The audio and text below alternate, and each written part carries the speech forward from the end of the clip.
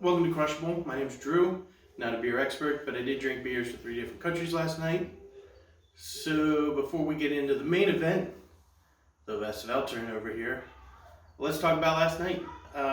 Drank a number of beers, and first we'll start off with Stone Xocoveza Leches.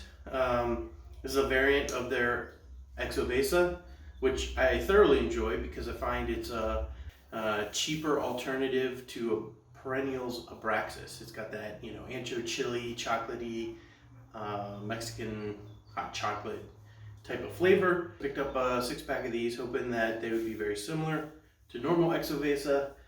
So I found that this kind of missed the mark a little bit.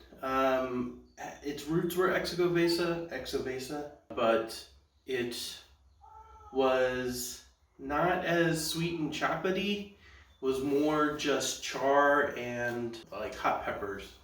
So it was really spicy.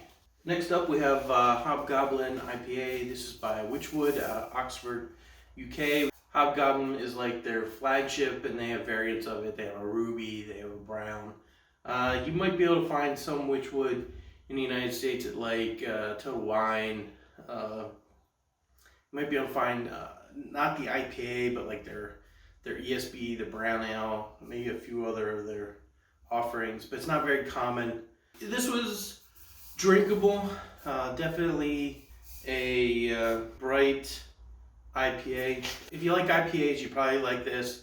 I'm very particular on my IPAs. I'm a harsh critic. They really have to have a good balance.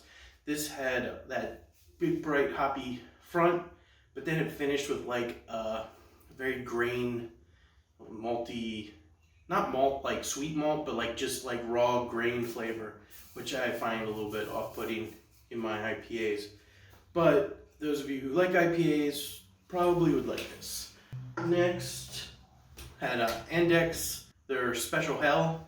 So it's a Helles lager. Andechs brewery's been around since 1455. They have a number of offerings, but this is their Helles. And then if I compare this to, the one I've already talked about, the Augustina Lager Beer Helles, this I think is better than this. I don't think you can get this in the States, but who knows? Maybe every now and then you can find it.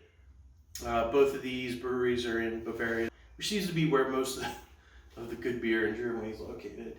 And that's brewed by Benedictine monks. Speaking of religion and beer, we will now move on to the Westvleteren, made by Trappist monks in Veltern, Belgium. This is their blonde ale. We got 5.8 ABV. Blonde ale. Never had this before. Really looking forward to these two.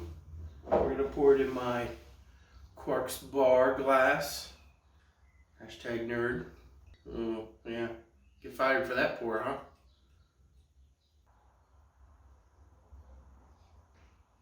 A little haziness to it. Lots of head.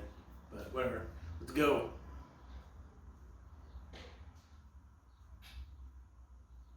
That's good. It's a lighter beer. It does have a tiny bit of booze on the end, but not much. It definitely has a bitterness to it, but it's a good bitterness.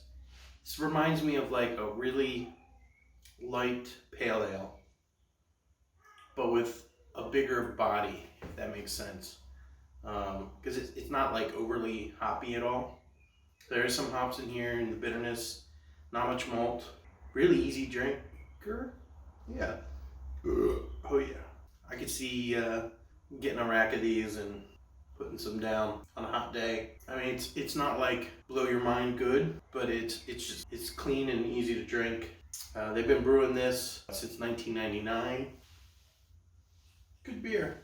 On to definitely the main attraction here. We got the Westvleteren 12. Oh yeah. Like no markings on the bottom. I mean, it says Tapas up here. I don't have a goblet right now, so we'll put it in this dark amber color, maybe. Dark amber. Lots of carbonation. That was a better pour. It's almost like I've done this before. Oh, I could smell it as soon as I poured it in. It's got that Belgian-y, malty, almost like a red wine smell to it. Definitely unfiltered. Got some yeasties in there. Oh yeah, you can just see them floating around. Oh yeah. Here we go.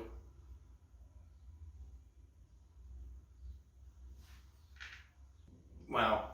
Yeah, that is good. It's really good. For a second there, it had this just like a Toll House caramel chip flavor that just popped in there for a second and then vanished. It's definitely got that traditional Belgian-y flavor from the yeast. And you can taste the booze a little bit. It comes in at I think 10.2%. So definitely a high ABV beer. It has a lot of different layers as you go through the first initial taste all the way through the swallow. Swallow. But that had a little like burst of caramel sweetness. It's really good. Whoa. Yeah, bready, but in a good way. Sort of like it still has that red wine kind of taste to it. I'm going to enjoy finishing that. So that is definitely a bucket list beer for me. I've been looking forward to get this. I am so lucky. I found a place just 10 minutes from my house that's a reseller, and I know the monks hate the people that resell it. In fact, the only time they do interviews is to complain about people who resell the beer. But it is a 5-hour drive, 5 or 6 hour drive. You have to sign up online. You can get like one case of like each beer that they're releasing that week. You show up to the Abbey during your specified time slot and they give it to you. And it's not expensive, you know, it's a couple bucks per beer, but it's you gotta drive there and drive back. So I don't know if I'd pay the reseller prices for this again, just because there's so many other available beers. But I may make a voyage to the brewery before I leave here. So I think I can safely say that Westvleteren 12 certified crushable. I'll even go as far as to say the blonde ale also certified crushable.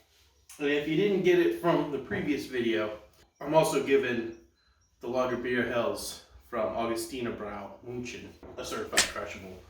And again, until something beats this, you'll probably see a lot of it as I compare the other Helles lagers to it. Thanks for watching. Drink beer, drink for Tim, and as always, please drink.